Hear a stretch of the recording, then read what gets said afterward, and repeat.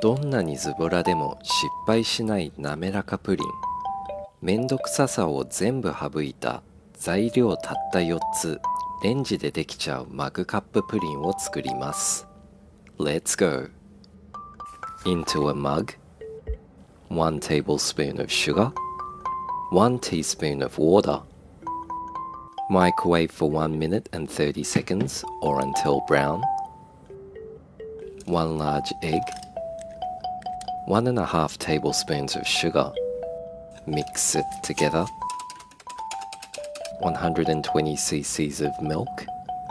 A few drops of vanilla essence. Mix it together.